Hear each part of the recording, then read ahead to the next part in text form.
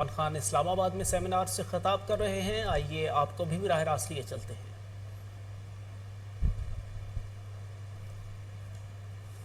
ایک وزیر تھا اور ایک ہمارا ایک پارٹی کا آدمی تھا. دونوں کے اوپر جب سلانڈر ہوا انہوں نے لنڈن میں جا کے کیس کیا اور ان کو ڈیمیجز ملے. پاکستان میں کچھ رسپانس نہیں ملتا تھا, نہ کسی کو فکر ہے, نہ کوئی ڈرتا ہے یہاں. تو دیکھیں دو مختلف چیزیں, ایک ہے freedom of expression. Freedom of expression کے بغیر دنیا میں کوئی انسانی معاشرہ پروگریس نہیں کر سکتا. لیکن جو ہر چیز کی لمٹ ہوتی ہے.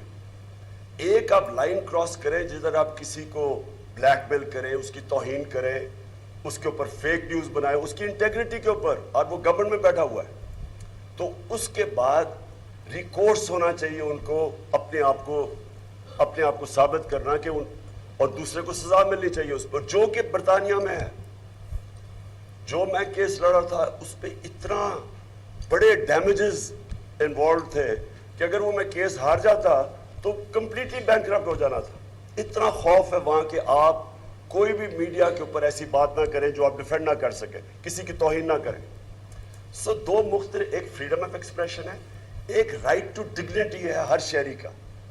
تو میرا صرف جو بھی یہ پیکا کے اوپر جب مجھے بات چیت ہو رہی تھی, کیونکہ ایک اور ایلیمنٹ آ چکا ہے اب, اور وہ ہے سوشل میڈیا. سوشل میڈیا کے اوپر کئی دفعہ اتنا گند آ رہا تھا, یعنی ایسی غلیظ چیزیں آ رہی تھیں.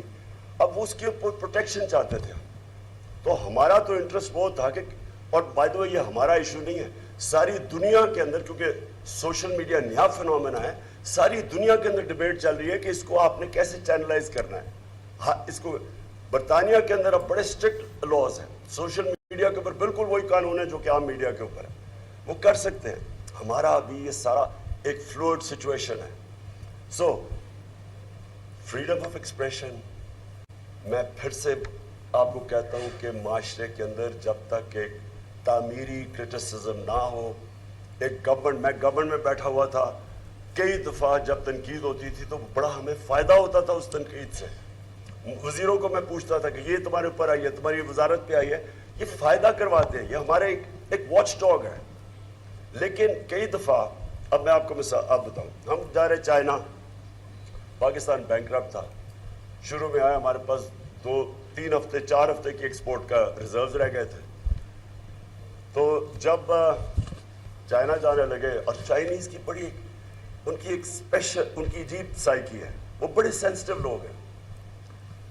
چائنا صبح جانے لگا تو 2 مین پیپرز کے فرنٹ پیج پہ لکھا ہوا ہے کہ Imran Khan decides to review CPEC. اب دونوں head line, major head lines تھی. جیسے ہی وہاں پہنچے, وہاں ایمبیسڈر خاتون مجھے ملنے آئیں, انہوں نے کہا ہمیں اتنا مسئلہ بڑا ہے. چائنیز ہوم منسٹری نے, انہوں نے ہمیں بلا کے پوچھا کہ یہ کیا مطلب تمہارا. وہ بالکل ایک دن تو ان کو ٹھیک کرنے میں لگا کہ یہ فیک نیوز ہے. سو میرا صرف یہ مسئلہ تھا کہ ایک آگے ملک کا مسئلہ, اکنامک سچویشن بڑا مشکل تھا, اس کے بعد ایڈیشنلی یہ فیک نیوز ہمارے لیے مشکلیں پیدا کر. ایک دفعہ آ گیا جی IMF سے سمجھوتا ہو گیا کہ روپیہ 184 پہ پہنچ جائے گا, ان دنوں میں روپیہ 140 پہ تھا. تو ایک دم جب اسپیکولیشن شروع ہو گئی مارکیٹ میں, روپے پہ پریشر پڑ گیا. پہلے ہی ریزروز نہیں ہمارے. میں ان چیزوں کی بات کر رہا ہوں کہ یہ ادھر یہ جو بیلنس ہے یہ بڑا امپورٹنٹ ہے. لیکن فریڈم آف ایکسپریشن, نہ مجھے کبھی کسی سے ڈر تھا کہ میری کوئی چوری کسی نے پکڑ, کہ مجھے ڈر ہے کہ میری چوری یا کرپشن صاحب نے لے آئے گا. میں انکریج کرتا ہوں کہ اگر کسی بھی ہماری ڈپارٹمنٹ میں, منسٹری کے اندر کرپشن ہے تو بتاؤ, کیونکہ اگر میں چوری نہیں کر رہا تو میں کسی کو کیوں کرنے دوں گا. تو ہم نے تو میڈیا سے تو ہمیں کوئی خوف نہیں تھا.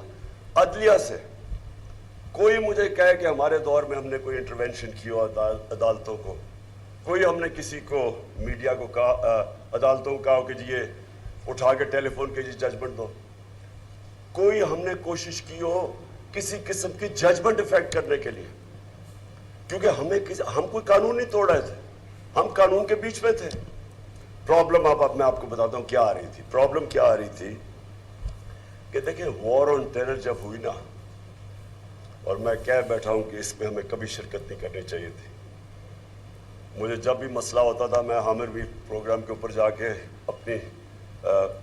اپنی جا کے پوائنٹ آف ویو دیا کرتا تھا ڈرونز کے اوپر. اس کو سب پتہ ہے.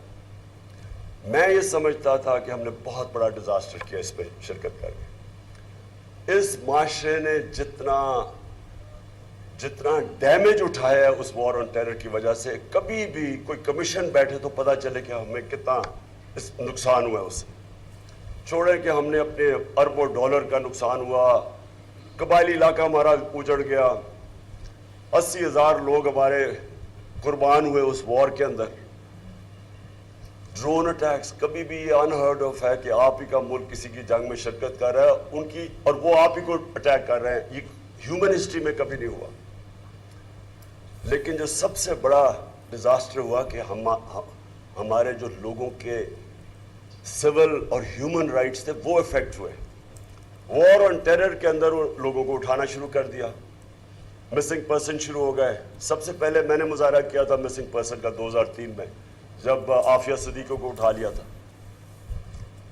اب جب تک میں گورنمنٹ میں نہیں آیا تو مجھے تو فوج کا ویو نہیں پتا تھا, تو میں تب تک اس کے خلاف ہمیشہ بولتا رہا کیونکہ اینڈ میں میرے پاس آتے تھے مسنگ پرسن جن کے کوئی لوگ جن کے رشتہ دار اٹھا لیے جاتے تھے تو میرے پاس آتے تھے. اور وہ اس سے زیادہ میں نے تکلیف دہ چیزیں نہیں دیکھی کہ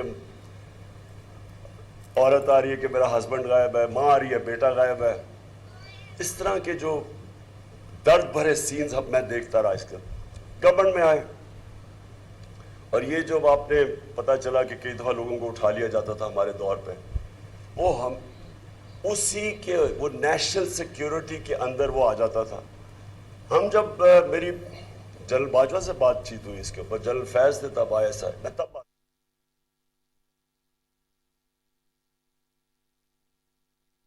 سیمینار سے خطاب کر رہے ہیں. انہوں نے کہا کہ ملک پر 2 خاندانوں کی 32 سال سے حکمرانی رہی. نظام دیکھ کر سمجھ گیا برطانیہ کی جمہوریت کیوں کامیاب ہوئی.